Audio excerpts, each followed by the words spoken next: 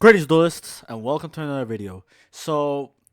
We've already talked about a few themes in Legacy of Destruction. Legacy of Destruction is our next main booster set. It's going to be coming in April. We've talked about the Raika theme, which is tri-type support for plants, insects, and reptiles. We also talked about the retrain of Yugi's cards with the Chinese sarcophagus. Now we're going to talk about the third new theme that comes out in this set, which is the Tenpai Dragons. I've already spoke about Tenpai Dragons earlier in this channel. I spoke about how this deck is actually like being respected and shown in the OCG, and to this day it still is. It's a little bit more respected and a lot less represented than before, but that's more in the sense of the OCG being accustomed to what they're trying to do, and they're adapting to their playstyle in the meta game. What I'm going to be doing is I'm going to be summarizing all the cards like I did beforehand, but I'll be explaining a few contrasts and explaining why this deck slash strategy is one that I think could like do very well in the TCG, just like it did in the OCG when it first arrived. But without further ado, let's begin.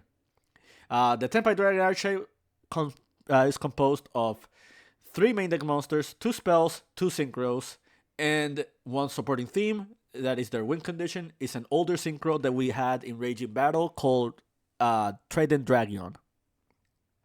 For those who don't remember this card basically is an OTK enabler by popping multiple cards. It can attack 3 times. It has 3k attack. The biggest caveat is that you have to use dragon monsters. And it can only be synchro summoned. They cannot be summoned by other ways unless it ignores summoning conditions. That being said, we now have a dedicated archetype that has the win condition of just summoning Trident Dragon and just trying to punch your opponent for game. So we have Baidora, which is a searcher for your Sengen spells. You have Zongdra, which can special summon itself. We have Fedora that can special summon from the graveyard. During the battle phase, you can quick synchro summon with these two. And in the battle phase, you can summon from the deck with this. And if I'm not mistaken, you can also quick synchro. All these effects are once per turn, but they are soft once per turn, meaning that you can keep synchro summoning multiple times with all of them. Sangen Manor is a field spell. It makes them unaffected during the main phase 1, and that's all fire dragons. So that also includes stuff like Black Rose Dragon, just to give an example. And then during the battle phase, if this card is destroyed, you can target a synchro monster and give it twice as much attack. Two ways to pop this card are with Transcend Dragon or with Trident Dragon. Biden Dragon, upon synchro summon, can special a fire dragon from your graveyard, but you're locked into dragon summons for the rest of the turn, which really won't matter because at the end of the day, you're just gonna keep summoning dragons.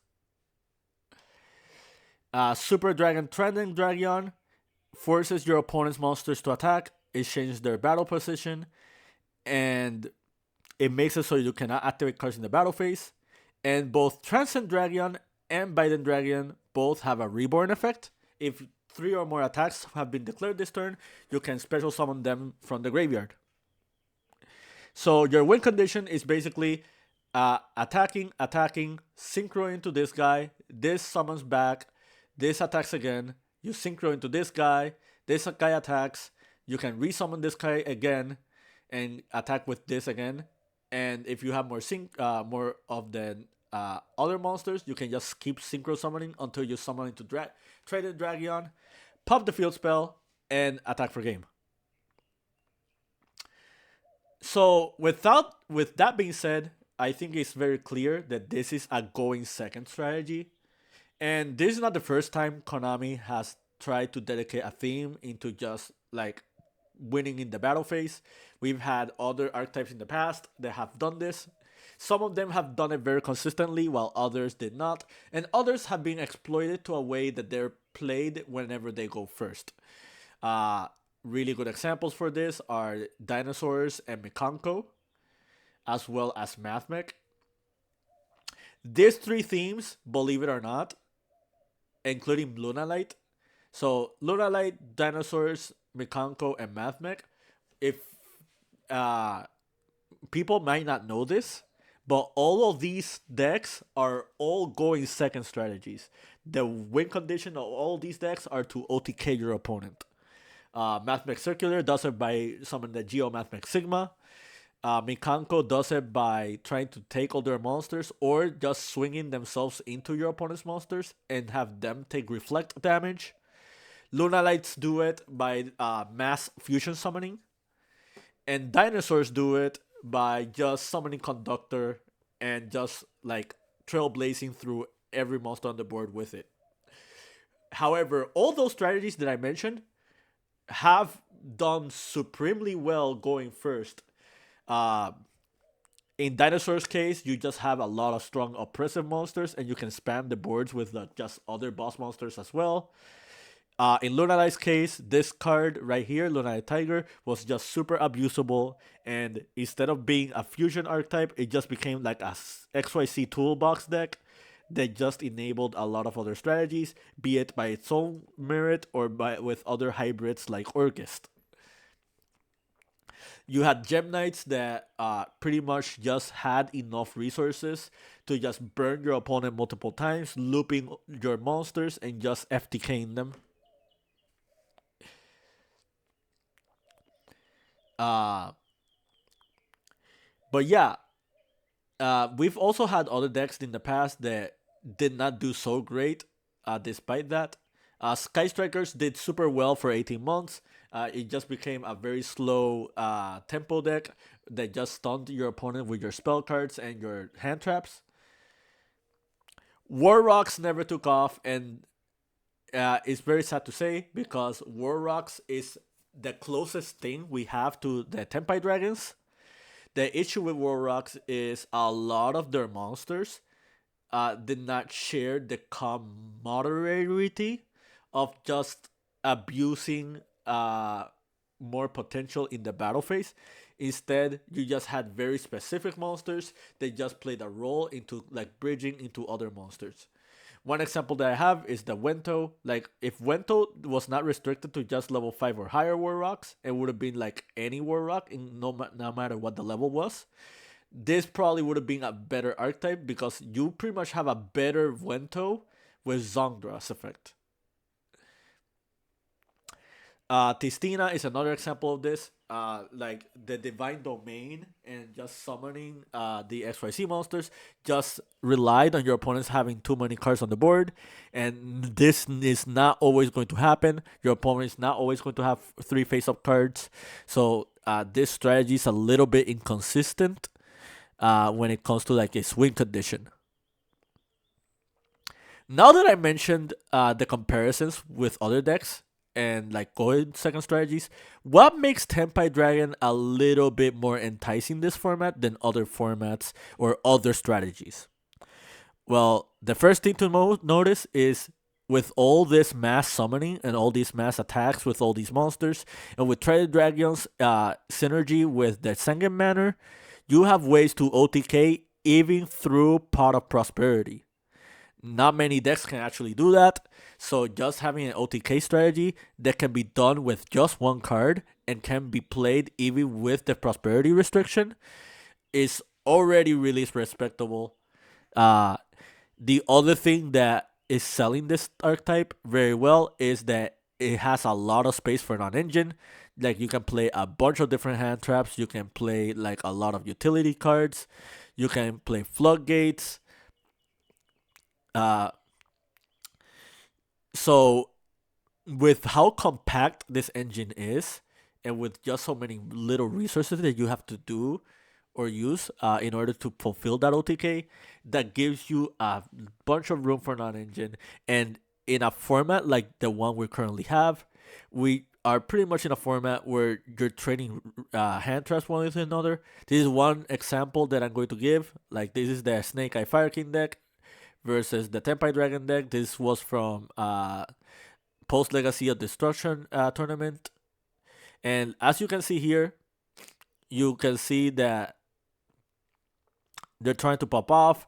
You see there are three hand traps, well, two hand traps and one board breaker, and you have Prosperity and you have Baidora as your starter.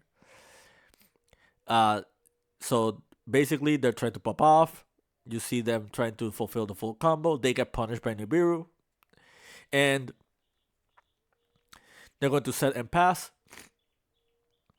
In a game like this one, this is where you're going to see the Dragon deck like overperform, because not only do they get punished by Nibiru, they're going to get OTK'd. And this is just like one example. They're just activating the Manor. Manor tutors the Zongdra. Because you control a Fire Dragon, you can special summon it. And this is just game because Zongdra is going to summon Fedora from the deck. After this resolves, you're allowed to synchro summon by Baidora's effect. So they'll synchro into like this guy. The Bident is just going to bring back the Zongdra. The Fedora can bring back the Baidora. And take note, all these dragons, their effect to synchro summon, as I mentioned beforehand, they're not hard ones per turn. So they're just going to keep spamming the board. They're just going to summon more synchros. Eventually, they'll get to Trident Dragon. And then Trident Dragon can pop the Manor. And they can run over the token. And then just swing for game, even without the Nibiru. That being said, they realize that. And that's the end of the game. And before I talk about what's going on here, because if you notice, they made the Tenpai Dragon deck go first. Let's talk about another advantage that the Tenpai Dragon deck has over other going second strategies. What makes Tenpai Dragon really good as well is that despite their weakness of going first, they have so many tools to their advantage that they can use while going first. That you can just play the game while stopping your opponent from like OTKing you or just using the resources on you like proficiently, and then you just capitalize on that and just go after them and just win the game. Cards like Heat Wave and other floodgates like Necro Valley and Secret Village are catalyzers for this. Dimension Shifter is an incredibly hard card to OTK through unless you're playing Kashtira or you're playing the Dragon Mirror match. You have cards like Hieratic Seal. You have cards like Ultimaya Sulkin that can just summon stuff like the Moonlit Dragon.